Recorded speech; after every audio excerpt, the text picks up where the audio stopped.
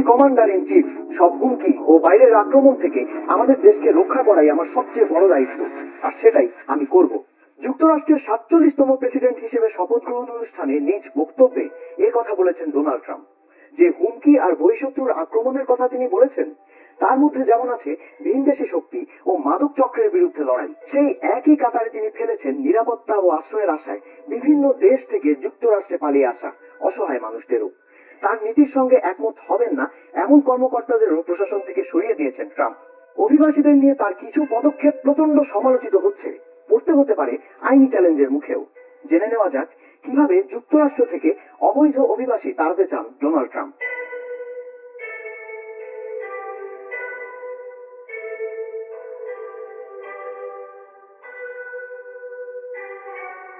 যুক্তরাষ্ট্রে অবৈধ অভিবাসী কমাতে তাদের গণহারে বের করে দেওয়ার পথে হাঁটছেন ডোনাল্ড ট্রাম্প। নির্বাহী আদেশের মাধ্যমে তিনি অবৈধ অভিবাসীদের জন্য নির্ধারিত আটক কেন্দ্রগুলো শীঘ্রই আরো বড় করার নির্দেশ দিয়েছেন।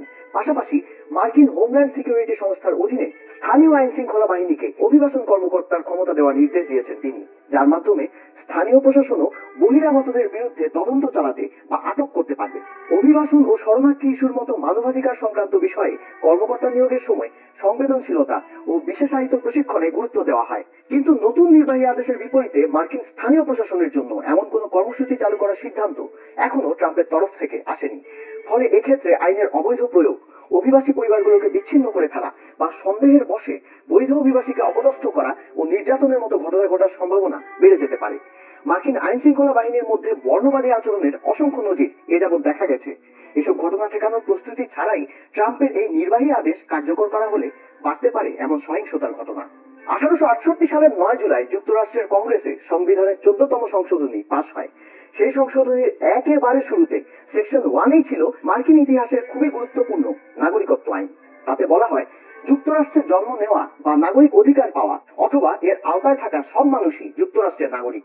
এর মানে কেউ যুক্তরাষ্ট্রের মাটিতে জন্ম নিলেই তিনি মার্কিন নাগরিকত্ব পাবেন, তার বাবা মায়ের নাগরিকত্ব থাকুক আর না থাকুক। প্রায় 150 বছর আগে স্বীকৃতি পাওয়া এই সাংবিধানিক অধিকারকে ট্রাম্প বরাবরই হাস্যকর বলে উড়িয়ে দিয়ে আসছেন।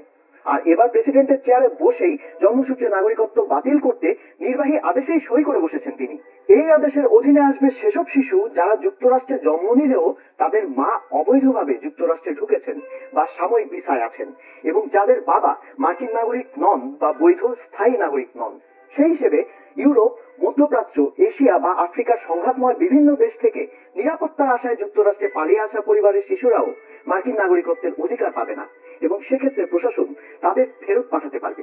মার্কিন আইনি সংস্থাগুলোকে ট্রাম্প এরই মধ্যে নির্দেশ দিয়েছেন যাতে এসব শিশুর পাসপোর্ট, নাগরিকত্ব সনদ বা অন্যান্য নথি দেওয়া না হয়। এমনকি পাসপোর্ট বা নাগরিকত্ব সনদ ইস্যু হওয়ার পরও তা আবার বাতিল হতে পারে।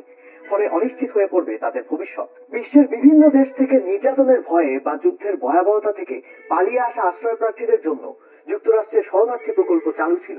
এতে কিছু সাক্ষাৎকার, নিরাপত্তা ও স্বাস্থ্য সংক্রান্ত পর্যালোচনায় উতরে গেলেই শরণার্থীরা বৈধভাবে যুক্তরাষ্ট্রে ঢোকার অনুমতি পেতেন।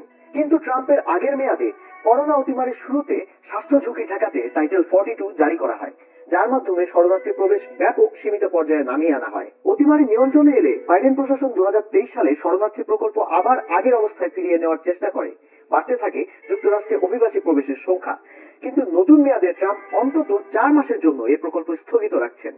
এ সময়ে রাষ্ট্রীয় স্বার্থে শরণার্থী প্রকল্পের যৌক্তিকতা যাচাইয়ের জন্য কর্মকর্তাদের নির্দেশ দিয়েছেন তিনি। ক্ষমতা হাতে পেয়েই যুক্তরাষ্ট্রের দক্ষিণ সীমান্তে জরুরি অবস্থা জারি করেছেন ডোনাল্ড ট্রাম্প। তার অভিযোগ, এই সীমান্ত দিয়ে আক্রমণ চালাচ্ছে অভিবাসীরা। সমাধান হিসেবে তিনি প্রেসিডেন্ট পদের ক্ষমতা ব্যবহার করে মার্কিন আশ্রয় প্রার্থী সংক্রান্ত আইন পাশ কাটাতে চান। যুক্তরাষ্ট্র মেক্সিকো সীমান্তে অনুপ্রবেশ ঠেকাতে সীমান্তরক্ষী বাহিনী তো আছেই, এমনকি মার্কিন সেনাবাহিনীকে ব্যবহার করার নির্দেশ দিয়েছেন ট্রাম্প। বলেছেন, সীমান্তের নিয়ন্ত্রণ পুরোপুরি নিয়ে নিতে সামরিক বাহিনীর যত ইউনিট দরকার হয় তত ইউনিটই যাতে নিয়োজিত করা হয়। যতদিন পর্যন্ত তিনি ঘোষণা না দিচ্ছেন যে অভিবাসীদের আক্রমণ থেমেছে, ততদিন এই সিদ্ধান্ত কার্যকর রাখার নির্দেশ দিয়েছেন। এই নির্দেশের সারমর্ম হলো, ঠেকাও, ফেরত পাঠাও বা সরিয়ে দাও। 2016 সালের নির্বাচনী প্রচারণায় ট্রাম্পের বড় এক অস্ত্রই ছিল অভিবাসী ঠেকাতে যুক্তরাষ্ট্র মেক্সিকোর মাঝে 3145 কিলোমিটার সীমান্তের পুরোটা জুড়ে বিশাল এক দেওয়াল তোলার কথা। এমনকি তিনি বলেছিলেন, নির্বাচিত হলে দেওয়াল তো তিনি বানাবেনই, আর তার খরচ মেক্সিকোকে বহন করতে বাধ্য করবেন। প্রথম মেয়াদে প্রেসিডেন্ট হওয়ার পর অবশ্য তিনি মার্কিন সরকারেরই খরচে এবং এ প্রকল্পের সমর্থকদের তোলা তহবিলের অর্থে এ দেওয়াল নির্মাণের কাজ শুরু করেন। নানা বাধার মুখেও তিনি শেষমেশ সীমান্তের প্রায় 725 কিলোমিটার জুড়ে দেওয়াল তুলতে সক্ষম হন। বাইডেন প্রেসিডেন্ট হওয়ার পর এই প্রকল্প স্থগিত হয়ে যায়, কিন্তু নতুন মেয়াদে ক্ষমতায় এসে ট্রাম্প আবারও দেওয়াল নির্মাণের কাজ শুরুর নির্দেশ দিয়েছেন। এই কাজে ট্রাম্প সফল হলে খরচ হবে কয়েকশো কোটি মার্কিন ডলার। রিমেইন ইন মেক্সিকো, অর্থাৎ মেক্সিকোতেই থাকুক। যুক্তরাষ্ট্রে অভিবাসী প্রবেশ নিয়ন্ত্রণে রাখতে আগের মেয়াদে এই নীতি চালু করেছিল ট্রাম্প প্রশাসন। এর অর্থ, যুক্তরাষ্ট্রে আশ্রয়ের আবেদন করার পর তার শুনানি হওয়া পর্যন্ত অভিবাসীদের সীমান্তে মেক্সিকোর অংশে অপেক্ষা করতে হবে। এক্ষেত্রে সংঘাত সহিংসতার ভয়ে পালিয়ে আসা মানুষেরা মেক্সিকোর ভেতরেই আটকা পড়ে যেতেন। এই মেয়াদে ট্রাম্প আবারও রিমেইনিং মেক্সিকো নীতি চালু করার নির্দেশ দিয়েছেন, তবে এর জন্য প্রয়োজন মেক্সিকো সরকারের সম্মতি। তবে প্রথম মেয়াদে এই নীতি চালু করতে ট্রাম্প মেক্সিকো সরকারকে এক আপোষে আসতে বাধ্য করেছিলেন। শর্ত ছিল, যুক্তরাষ্ট্রে আশ্রয় প্রার্থীদের মেক্সিকোর ভেতরে জায়গা দিতে হবে। বিনিময়ে ট্রাম্প মার্কিন বাজারে মেক্সিকোর পণ্যের ওপর বাড়তি শুল্ক উঠিয়ে নেবেন। এবারও সেদিকে যেতে পারেন ট্রাম্প। বাইডেনের আমলে চালু হওয়া আরো কিছু অভিবাসন প্রকল্প বন্ধ করে দিচ্ছেন ট্রাম্প। মেক্সিকোর আশ্রয় প্রার্থীদের জন্য সিবিপি ওয়ান নামের এক মোবাইল অ্যাপ চালু ছিল, যার মাধ্যমে তারা যুক্তরাষ্ট্রে ঢোকার জন্য আইনিভাবে আবেদন করতে পারতেন। কিন্তু ট্রাম্প প্রেসিডেন্টের দায়িত্ব নেওয়ার কয়েক মিনিটের মধ্যে অ্যাপটি বন্ধ হয়ে যায়। যখন অ্যাপটি বন্ধ করে দেওয়া হয়, তখন এতে 2,70,000 মানুষ যুক্তরাষ্ট্রে আশ্রয়ের জন্য আবেদনের প্রক্রিয়া ছিলেন বলে ধারণা করছে মার্কিন সরকার।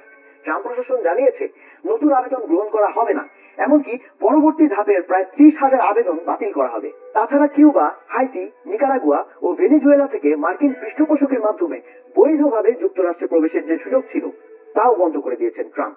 তবে বৈধ পথে শরণার্থী প্রবেশ বন্ধ করে দেওয়ায় উল্টো অবৈধ অভিবাসন বেড়ে যেতে পারে বলে মনে করা হচ্ছে, যার প্রমাণ আগে দেখা গেছে।